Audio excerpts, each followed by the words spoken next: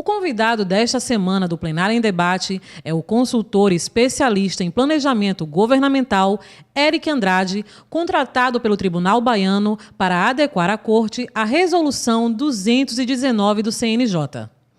Eric, o que trata exatamente a Resolução 219? A metodologia da Resolução 219 e que é a 243 também, são duas resoluções conjuntas, complementares, do Conselho Nacional de Justiça. Ela tem duas frentes a ser tratada no tribunal. Uma é a construção de uma tabela de lotação de pessoal, através de métodos objetivos, em que a gente chega à conclusão qual é a quantidade mínima de servidor em cada unidade de trabalho. E aí ela fala em unidades de apoio direto e unidades de apoio indireto, para as pessoas entenderem uma linguagem mais simples. Unidade de apoio direto é aquelas que trabalham com processo judicial e com juízes, e as unidades de apoio direto são aquelas mais ligadas à área administrativa, né? São as controladorias, são as secretarias da própria administração. E essa é um foco, ou seja, distribuir a quantidade de servidores. E aí, inclusive, verificar quais são os hiatos das unidades de servidores para poder suprir, ou através de concurso público, ou através de remoção, ou através de transferência de servidor do segundo grau para o primeiro grau e vice-versa, da área administrativa para o primeiro grau. A ideia é que a gente tente equilibrar as forças de trabalho, principalmente no primeiro grau, que é onde nascem as 90% da demanda da população. Então é tentar equilibrar isso, que é uma demanda que todos os tribunais estão tendo que cumprir até dia 31 de junho desse ano. Ou seja, ela está em curso. Por isso que as reuniões do Comitê de Priorização ela serve para, primeiro, demonstrar o trabalho que está sendo feito e, segundo, para eles colaborarem para que a resolução se ajuste à realidade do tribunal.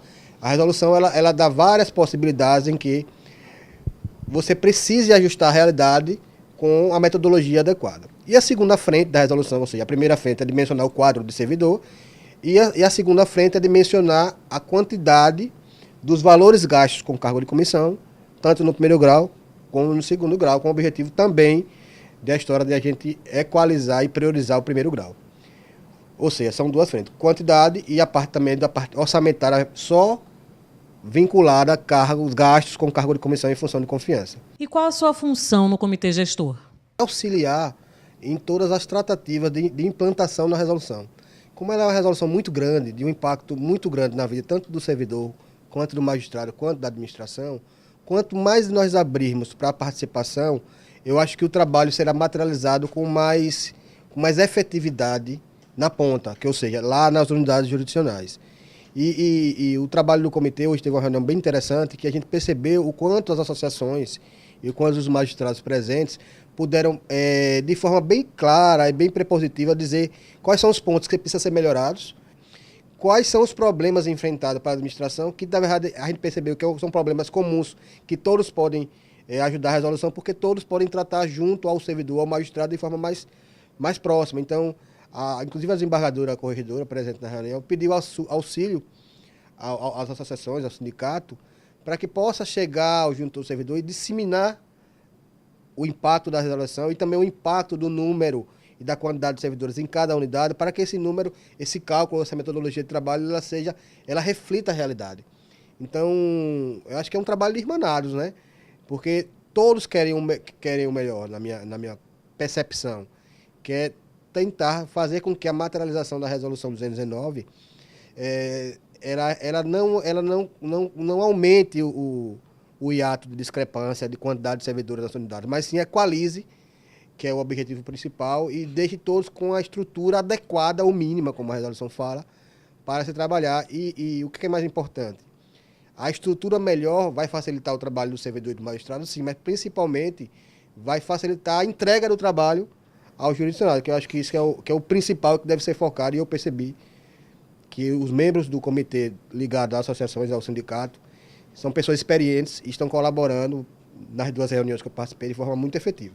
E como está funcionando esse trabalho que você está desenvolvendo junto ao Comitê Gestor? Foi entregue a primeira minuta dessa tabela, em que os membros do sindicato e dos juízes presentes, junto com os corregedores e da administração, puderam verificar as distorções e conclamar para as correções. Então, a gente vai ter um momento agora em que todos vão se debruçar, no segundo momento, sobre esses dados apresentados, Que dados são esses? Dados de processos, né?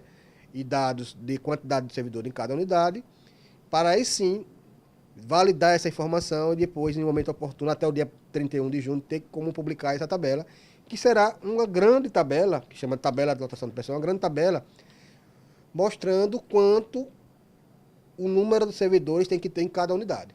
E o que você está achando do trabalho desenvolvido pelo Comitê Gestor? O trabalho do comitê é importante porque, além dele ajudar, dizendo, ó, Eric, isso aqui reflete ou não reflete a realidade, vamos adequar isso e aquilo, para que na hora que a gente publique a tabela de fato, ela reflita a realidade.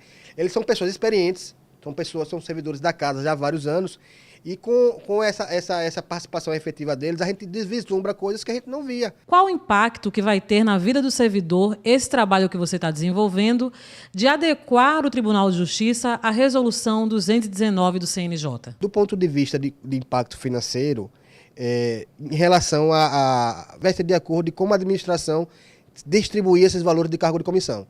Da vida do servidor efetivo, não, mas a vida do servidor que tem cargo de comissão, sim, porque vai haver um equilíbrio de recursos entre o primeiro grau e o segundo grau.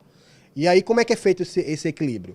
Hoje, a metodologia é muito clara. Quem vai determinar o quanto deve ter, tanto do quadro como de gastos no primeiro e segundo grau, é a demanda da população. E o que são casos novos? Casos novos é um padrão, hoje em dia, determinado pela Resolução 76 do CNJ, que classifica quais são os processos novos que são contabilizados para esse estudo, por exemplo. Aí eu vou dar um exemplo especificamente.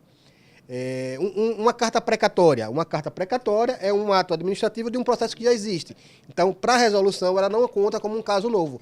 Ela conta como um procedimento de um processo. Então, caso novo, de fato, são aquelas classes processuais em que essa resolução 76 diz que tem como contar como um processo. Aí eu vou dar outro exemplo da área criminal. Uma ação penal é um caso novo, mas uma prisão preventiva dentro da ação penal não é um caso novo. E na hora que você extrai esse número das estatísticas do tribunal, ele conta 2 números, mas para a resolução ele é um número só. Na verdade, é a padronização do que se chama processos iniciados no Brasil. Caso novo é um novo nome, só que é um nome padronizado a nível nacional.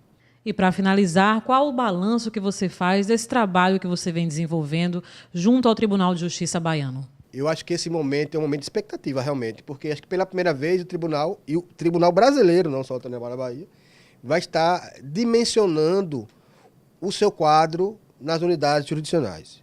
Ou seja, eu vou ter claramente qual é a quantidade de servidores ideal de cada local. E aí, claro que gera uma expectativa, porque na sua unidade pode aumentar o número de servidores, pode diminuir o número de servidores, mas o que eu posso dizer é que a gente está tentando fazer um trabalho mais maduro possível. E nesse momento eu acho que eles podem colaborar junto aos sindicatos, trazendo proposições. E aí o sindicato trazer essas proposições para as reuniões, porque o papel do comitê é muito claro na resolução, é auxiliar a presidência e a gestão a tomar decisões mais maduras possíveis quanto às adequações da resolução. O meu trabalho, tecnicamente, ou pelo trabalho da consultoria, ele se encerra no dia 12 de abril, mas eu estou disposto, já é o compromisso que eu tive com a presidente, que até o final da resolução, dia 31 de junho, eu estarei sempre, ou presencialmente, ou por telefone, nessas reuniões, para que eu possa cada vez mais esclarecer. Eu sou uma pessoa que vê mudanças acontecerem, né? Eu sou corrimão aqui, vizinho de vocês também, servidor de carreira, trabalho em outras consultorias, mas sou também servidor de carreira do Tribunal do Sergipe, aqui vizinho, e eu já vi essa realidade acontecer no meu tribunal. Claro que a gente está falando de uma ilha e de um continente, né? Mas hoje eu vim de uma realidade que acredita porque lá funcionou, né? E vim de outras realidades que vi porque funcionou. E por que a Bahia é diferente? Também pode também funcionar, né? E o que eu percebi claramente é que ambos os lados estão com boa vontade de fazer as coisas acontecerem. Agora, o futuro a Deus pertence, né? Eu acredito nessas mudanças. Como cidadão, né? Torço para que isso aconteça.